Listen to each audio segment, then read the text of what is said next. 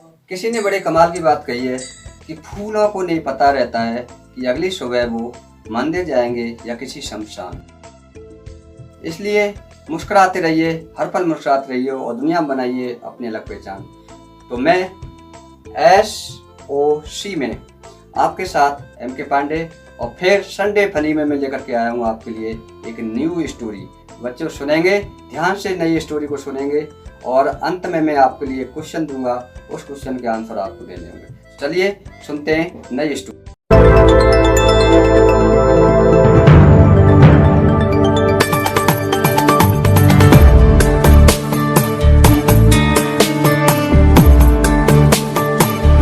एक बार राजा विचित्र वर्मा चंद्रगिरी राज्य पर शासन कर रहे थे। वो बहुत क्रूर राजा थे। वो एक स्वार्थी आदमी थे और लोगों की भलाई के बारे में सोचने की बजाय उटपटांग सोचते रहते थे। चंद्रगिरी साम्राज्य के पास पंडित बोधानंद ने जंगल में एक आश्रम बनाया था और छात्रों से बदले में कुछ भी उम्मीद किए बगैर पढ़ाया करते थे। उस राज्य में हर कोई बोधानंद को बहुत पसंद करता था और साथ ही बहुत सम्मान भी देता था। लोगों की बातों के माध्यम से राजा को बोधानंद के बारे में पता चला तो वो क्रोधित हो गए। उसे पसंद नहीं आया कि लोग एक आम आदमी को सम्मान दे रहे हैं और उसने बोधानंद को सताने का फैसला किया। एक दिन उसने सभा में बोधानंद को बुलाया और उसे कहा, मैं तुम्हारे बारे में बड़ी खतरनाक बातें सुन रहा हूँ बोधानंद। मैंने तुमको इसकी सफाई देने के लिए ही बुलाया है। राजा, मैं आपके राज्य में शांति से रहने वाला एक आम नागरिक हूँ। आपने मेरे बारे में क्या सुना है?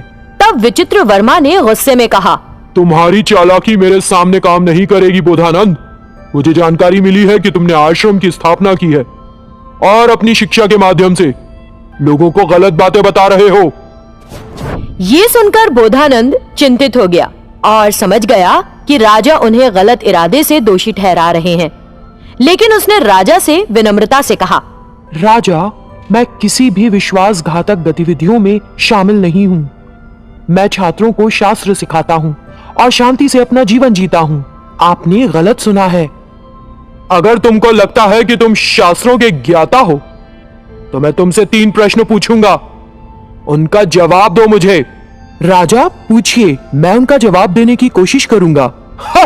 कोशिश? अगर तुम उन 3 सवालों का जवाब नहीं दे पाए तो मौत की सजा दी जाएगी। सोच समझ कर जवाब देना। ठीक है राजा, कृपया मुझसे वो प्रश्न पूछें। तो सुनो मेरा पहला सवाल। मेरे सर पर इस मुकुट के साथ मेरा क्या मूल्य है? दूसरा सवाल, अगर मैं पूरी दुनिया का दौरा करूं तो कितना समय लगेगा? तीसरा सवाल, जब तुम मेरे सवालों का जवाब दे रहे होगे तो मेरे मन में क्या चल रहा होगा? बोधानंद समझ गया कि राजा ने उसे परेशान करने के लिए महल में बुलाया है और इस तरह के निराधार सवाल पूछ रहा है। राजा, मुझे 1 सप्ताह का समय चाहिए। राजा ने इस पर सहमति जताई और बोधानंद को भेज दिया। तब बोधानंद ने राजा के सवालों के जवाब खोजने के लिए कई पुस्तकों का उल्लेख किया, लेकिन उन्हें उनके जवाब किसी किताब में नहीं मिले। उन्होंने कुछ पंडितों से मुलाकात की और उनसे तीनों सवाल पूछे। उन पंडितों ने भी कहा कि वो जवाब नहीं जानते हैं। बोधानंद को यकीन हो गया कि उसे मौत की सजा दी जाएगी। रास्ते में वो एक पेड़ के नीचे बैठ गया और चिंता करने लगा। तब एक चरवाहा बोधानंद के पास आया और उसका अभिवादन किया। आप उदास क्यों लग रहे हैं? आपकी समस्या क्या है? तब बोधानंद ने बताया कि राजा के महल में क्या हुआ था। राजा की मूर्खता भरे सवालों के कारण मृत्यु मेरे निकट है। गुरुवर, आप फिक्र ना करें, मैं दूंगा उन 3 सवालों के जवाब। इस बात को मुझ पर छोड़ दीजिए। महोदय, आप कृपया मुझे बस एक परिचय पत्र लिखकर दीजिए कि मैं आपका छात्र हूँ। फिर वो चरवाहा परिचय पत्र लेकर राजा के पास गया और उसे वो पत्र दिखाया। राजा बोला, गुरु की बजाय उसका चेला मरने के लिए चला आया। ठीक है, मुझे मेरे प्रश्नों के जवाब दो। राजा, आपके पहले प्रश्न का उत्तर है, आपका मूल्य विक्रम चक्रवर्ती के मूल्य से बस एक सोने का सिक्का कम है। ये सुनकर विचित्रवर्मा बड़ा खुश हुआ। महान विक्रम चक्रवर्ती के साथ तुलना करने पर राजा संतुष्ट हो गया।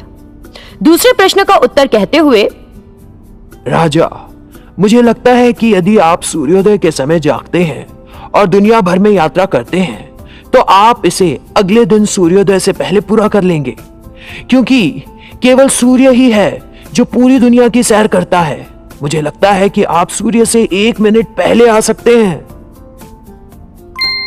बहुत बढ़िया, क्या खूब कहा है। यह सुनकर राजा का दिल बाग बाग हो गया। और अब मेरे तीसरे प्रश्न का उत्तर क्या है? अभी मैं अपने मन में क्या सोच रहा हूं? राजा, आप सोच रहे हैं कि मैं बोधानंद का छात्र हूं, लेकिन यह सत्य नहीं है। मैं एक चरवाहा हूं। इससे विचित्रवर्मा चौंक गया और उसने चरवाहे से कहा, मैंने सोचा था कि महान पंडित भी मेरे सवालों का जवाब नहीं दे पाएंगे। अब मैं समझ गया, एक सामान्य चरवाहा भी मेरे सवालों का जवाब देने के लिए पर्याप्त दिमाग रखता है। राजा हंसा और उसने चरवाहे को कुछ अनमोल उपहार दिए। बोधानंद के लिए लिखा माफी पत्र राजा ने चरवाहे को दिया और बोधानंद को देने के लिए कहा। तब बोधानंद ने चरवाहे की सराहना की, क्योंकि उसने अपनी बुद्धि का उपयोग करके उसे मृत्यु से बचाया था। उन्होंने उस चरवाहे को अपने छात्र के रूप में स्वीकार किया और उसे शास्त्र पढ़ाने लगे।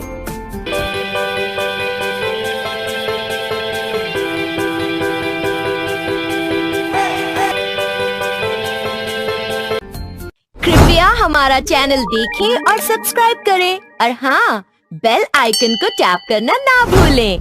Thank you.